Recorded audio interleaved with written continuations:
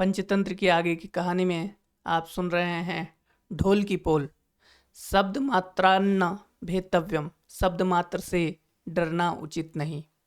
गोमायु नाम का गीदड़ एक बार भूखा प्यासा जंगल में घूम रहा था। घूमते घूमते वह एक युद्ध भूमि में पहुंच गया। वहां दो सेनाओं में युद्ध होकर शांत हो गया था, किंतु एक ढोल अभी तक वहीं पड़ा था। उस ढोल पर इधर उधर लगी बैलों की शाखाएं हवा से हिलती हुई प्रहार करती थी। उस प्रहार से ढोल में बड़ी जोर की आवाज होती थी। आवाज सुनकर गोमायु बहुत डर गया। उसने सोचा, इससे पूर्व कि यह भयानक शब्द वाला जानवर मुझे देखे, मैं यहाँ से भाग जाता हूँ।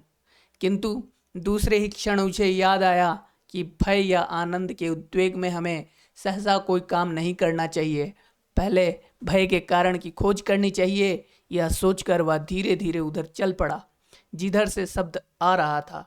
शब्द के बहुत निकट पहुंचा तो ढोल को देखा। ढोल पर बैलों की शाखाएं चोट कर रही थी। गोमायु ने स्वयं भी उस पर हाथ मारने शुरू कर दिए। ढोल और भी जोर से बज उठा। गीदड़ ने सोचा, यह जानवर तो बहुत सीधा साधा मालूम होता है। इसका शरीर भी बहुत बड़ा है, मांसल भी है। इसे खाने से कई दिनों की भूख मिट जाएगी। इसमें चर्बी, मांस, रक्त खूब होगा। यह सोचकर उसने ढोल के ऊपर लगे हुए चमड़े में दांत गड़ा दिए। चमड़ा बहुत कठोर था। गीदड़ के दो दांत टूट गए। बड़ी कठिनाई से ढोल में एक छिद्र हुआ। उस छिद्र को चौड़ा करके गोमायु गीदड़ जब नगाड़े में घुसा तो यह देखकर बड़ा निराश हुआ कि वह तो अंदर से बिल्कुल खाली है। उसमें रक्त, मांस, मज्जा भी नहीं थे। इसलिए मैं कहता हूँ कि शब्द मात्र से डरना उचित नहीं। पिंगलक ने कहा, मेरे सभी साथी उस आवाज से डर कर जंगल से भागने की योजना बना रहे हैं। इन्हें किस तरह धीरज बंधाऊं? दमनक कहता है, इसमें इनका क्या दोष? सेवक तो स्वामी का ही अनुसरण करते हैं। जैसा स्वामी होगा वैसे ही उसके सेवक होंगे। यही संसार की रीति है। आप कुछ काल धीरज रखें, साहस से काम लें। मैं शीघ्र इस शब्द का स्वरूप देख आऊंगा। पिंगलक कहता है, तू वहां जाने का साहस कैसे करेगा? दमनक कहता है, स्वामी के आदेश का पालन करना ही सेवक का काम है। स्वामी की आज्ञा हो तो आग में कूद पड़ूं, समुद्र में छलांग मार दूं।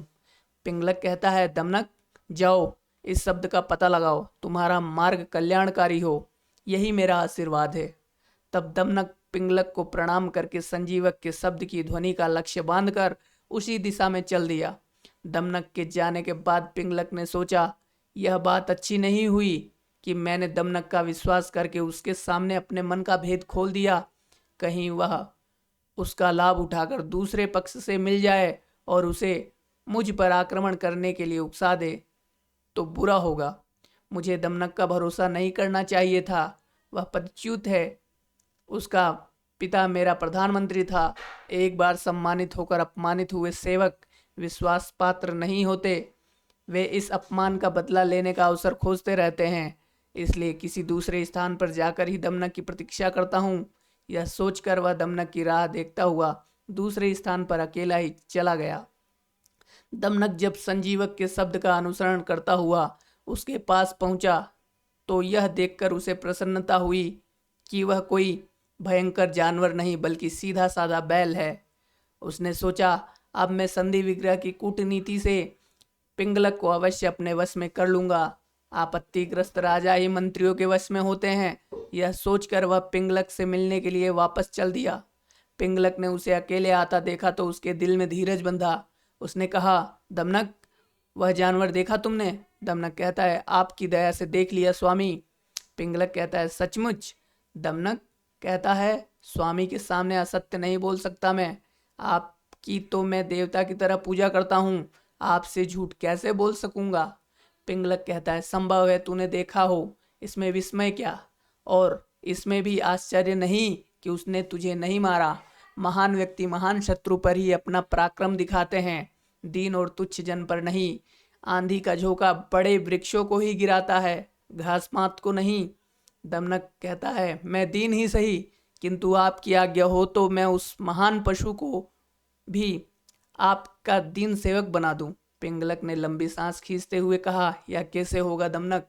दमनक कहता है, बुद्धि के बल से सब कुछ हो सकता है स्वामी। जो काम बड़े बड़े हथियार नहीं कर सकते वह छोटी सी बुद्धि कर देती है। पिंगलक, यदि यही बात है तो मैं तुझे आज से अपना प्रधानमंत्री बनाता हूँ। आज से मेरे राज्य के इनाम बांटने या दंड देने के काम तेरे ही अधीन होंगे। पिंगलक से यह आश्वासन पाने के बाद दमनक संजीवक के पास जाकर अकड़ता हुआ बोला, अरे दुष्ट बैल, मेरा स्वामी पिंगलक तुझे बुला रहा है। तू यहाँ नदी के किनारे व्यर्थ ही हुंकार क्यों करता रहता है? संजीवक कहता है, यह पिंगलक कौन है? दमनक कहता है, अरे पिंगलक को नहीं जानता? थोड़ी देर ठहर तो उसकी शक्ति को जान जाएगा। जंगल के सब जानवरों का स्वामी पिंगलक शेर वहां वृक्ष की छाया में बैठा है। यह सुनकर संजीवक के प्राण सूख गए। दमनक के सामने गिड़गिड़ाता हुआ वह बोला, मित्र, तू सज्जन प्रतीत होता है। यदि तू मुझे वहां ले जाना चाहता है तो मैं पहले स्वामी से मेरे लिए अभय वचन ले ले, तभी मैं तेरे साथ चलूंगा। दमनक कहता है, तेरा कहना सच है मित्र, तू यहीं बैठ, मैं अभय वचन लेकर अभी आता हूँ। तब दमनक पिंगलक के पास जाकर बोला, स्वामी, वह कोई साधारण जीव नहीं, वह तो भगवान का वाहन बैल है। मेरे पूछने पर भी उसने मुझे बतलाया कि उसे भगवान ने प्रसन्न होकर यमुना तट की हरी हरी घास खाने को यहाँ भेजा है। वह तो कहता है कि भगवान ने उसे यह सारा वन खेलने और चरने को सौंप दिया है। पिंगलक कहता है, सच कहते हो दमनक?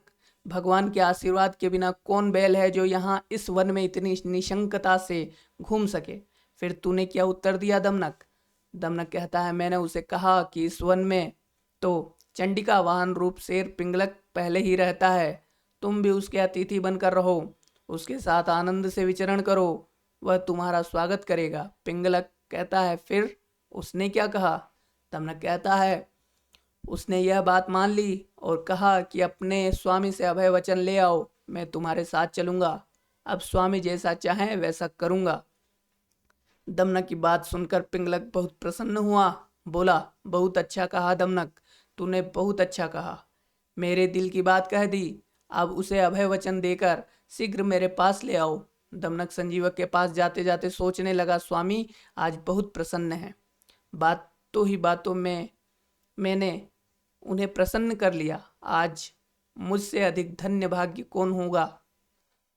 संजीवक के पास आकर दमनक सविनय बोला, मित्र, मेरे स्वामी ने तुम्हें अभय वचन दे दिया है, अब मेरे साथ आ जाओ, किंतु राजप्रसाद में जाकर कहीं अभिमानी न हो जाना। मेरे साथ मित्रता का संबंध निभाना। मैं भी तुम्हारे संकेत से राज्य चलाऊंगा। हम दोनों मिलकर राज्य लक्ष्मी का भोग करेंगे। दोनों मिलकर पिंगलक के पास गए। पिंगलक ने नख विभूषित दक्षिण ओर का हाथ उठाकर पिंगलक का स्वागत किया और कहा, कल्याण हो आपका, आप इस निर्जन वन में कैसे आ गए? संजीवक ने सब वृत्तांत कह सुनाया। पिंगलक ने सब सुनकर कहा, मित्र, डरो मत, इस वन में मेरा ही राज्य है। मेरी भुजाओं से रक्षित वन में तुम्हारा कोई बाल भी बांका नहीं कर सकता। फिर भी अच्छा यही है कि तुम हर समय मेरे साथ रहो। वन में अनेक भयंकर पशु रहते हैं, बड़े बड़े हिंसक वनचरों को भी डर कर रहना पड़ता है। तुम तो फिर भी हो ही निरामिष भोजी। शेर और बैल की इस मैत्री के बाद कुछ दिन तो वन का शासन कर्टक दमनक ही करते रहे, किंतु बाद में संजीवक के संपर्क से पिंगलक भी नगर की सभ्यता से परिचित हो गया। संजीवक को सभ्य जीव मानकर उसका सम्मान करने लगा और स्वयं भी संजीवक की तरह सुसभ्य होने का यत्न करने लगा। थोड़े दिन बाद संजीवक का प्रभाव पिंगलक पर इतना बढ़ गया कि पिंगलक ने अन्य सब वनचारी पशुओं की अपेक्षा कर दी। प्रत्येक प्रश्न पर पिंगलक संजीवक के साथ ही एकांत में मंत्रणा किया करता। कर्टक दमनक बीच में दखल नहीं दे पाते थे। संजीवक की इस मान वृद्धि से दमनक के मन में आग लग गई। वह संजीवक की इस वृद्धि को सहन नहीं कर सका। शेर व बैल की इस मैत्री का एक दुष्परिणाम यह भी हुआ कि शेर ने शिकार के काम में ढील कर दी। कर्टक दमनक शेर का उच्छिष्ट मांस खाकर ही जीते थे। अब वह उच्छिष्ट मांस बहुत कम हो गया था। कर्टक दमनक इससे भूखे रहने लगे। तब वे दोनों इसका उपाय सोचने लगे। दमनक बोला, कर्टक भाई, यह तो अनर्थ हो गया। शेर की दृष्टि में महत्व पाने के लिए ही तो मैंने यह प्रपंच रचा था। इसी लक्ष्य से मेरे संजीवक को शेर से मिलाया था। अब उसका परिणाम सर्वथा विपरीत ही हो रहा है। संजीवक को पाकर स्वामी ने हमें बिल्कुल भुला दिया है। हम ही क्या, सारे वंचरों को उसने भुला दिया है। यहाँ तक कि अपना काम ही वह भूल गया है। कर्टक ने कहा, किंतु इसमें भूल किसकी है? तूने ही दोनों की भेंट कराई थी। अब तू ही कोई उपाय कर जिससे इन दोनों में बैर हो जाए। दमनक कहता है, जिसने मेल कराया वही फूट भी डाल सकता है। कर्टक कहता है, यदि इनमें से किसी को भी यह ज्ञान हो गया कि तू फूट करना चाहता है तो तेरा कल्याण नहीं। दमनक कहता है, मैं इतना कच्चा खिलाड़ी नहीं हूँ, सब दाव पेच जानता हूँ। कर्टक कहता है, मुझे तो फिर भी भय लगता है। संजीवक बुद्धिमान है, वह ऐसा नहीं होने देगा। दमनक कहता है, भाई मेरा बुद्धि कौशल सब करा देगा। बुद्धि के बल से असंभव भी संभव हो जाता है। जो काम शस्त्र अस्त्र से नहीं हो पाता वह बुद्धि से हो जाता है। जैसे सोने की माला से काक पत्नी ने काले सांप का वध किया था। कर्टक ने पूछा, वह कैसे? दमनक ने तब सांप और कौवे की कहानी सुनाई। सांप और कौवे की कहानी हम अगले भाग में पढ़ेंगे। धन्यवाद।